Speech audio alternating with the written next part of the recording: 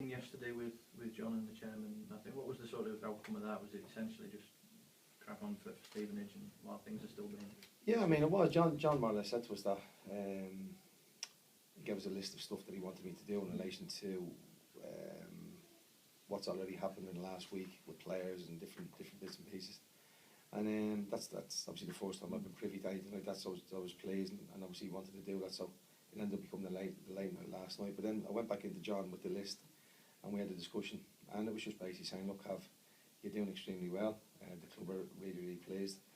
He did actually say something funny to me. He said, well, look, I think a year ago we probably didn't think you were ready for whatever reason, and he had seen a change in me. He thought that I probably was doing the job well enough to be given I don't mean to be given the go where by definite meant they're going to give us the role, but what they've said is, if I had just took over and took the reins on as the previous manager had done, they probably would have been a little bit disappointed because I didn't have my own ideas.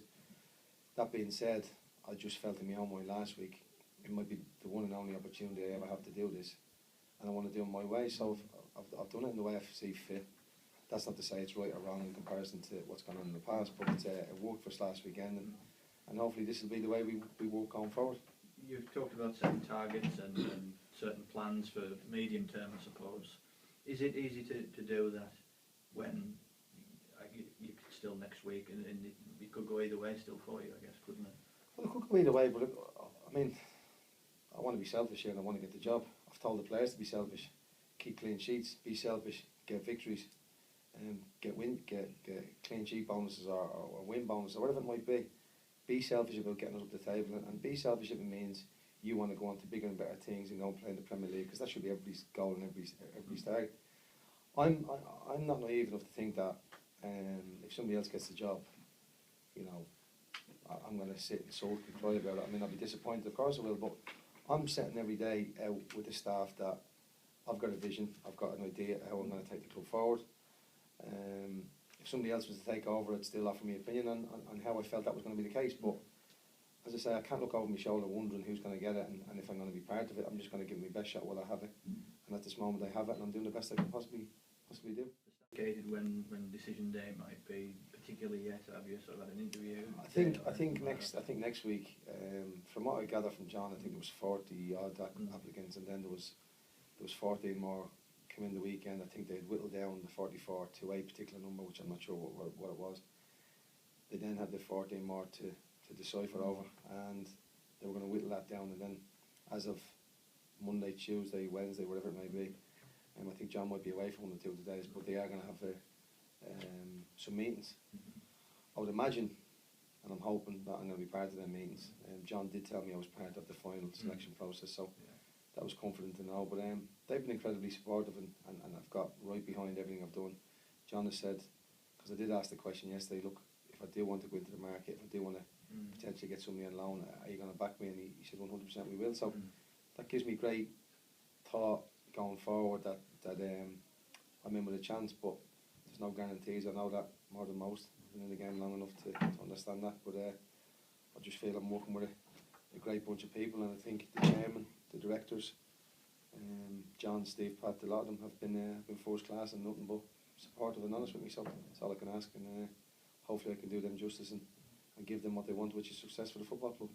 As coach and as assistant, and now as caretaker manager, are you looking at players and other things with a slightly different eye in any way, and from a slightly different angle? Yeah, I would probably say yeah, I am. Yeah, it was something that me and Greg used to have conversations about. The gaffer used to say to me, it's very important, Cav, that you have the players obviously on your side, but the manner with which you talk to them at times has to be slightly different, and that depends obviously on the situations. But an example would be,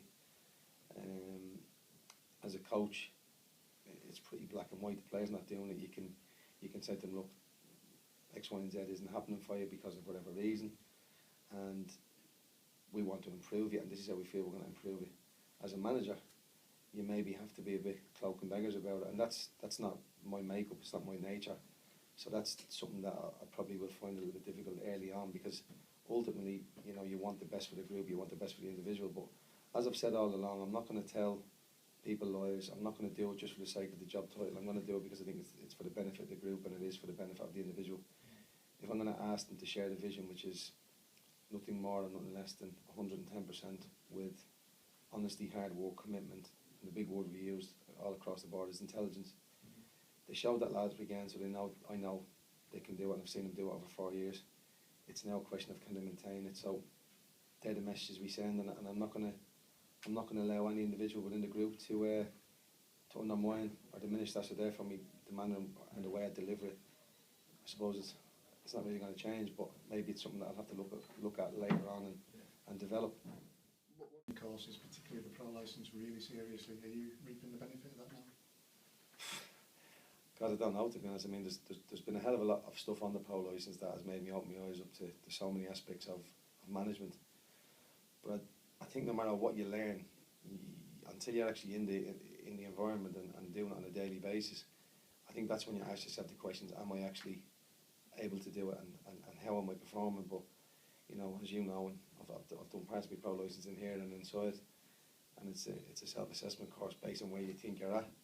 I think I'll be revisiting some of the questions and giving different answers, because it's been interesting, but it's been enjoyable, but it's been a real learning curve, and it's been 8 days of my life that, funny enough, my wife actually said to me Saturday after the game, she said, I haven't seen you be like this and as energetic about the whole experience as probably when you played football. And there is that detachment when you play, because you lose a big part of who you are and what you are, and your identity goes.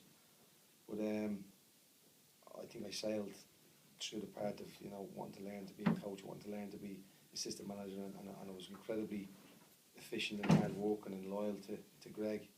And I always felt like, can I improve? Where can I improve? What course is going to go on? And that's why I wanted to go on the pro licence. But as I say, when you get into the pro licence, and you do parts of it, and you realise that everyone on the pro licence said, you know, it's an extremely lonely place as a manager. Well, I haven't found that yet because we haven't lost.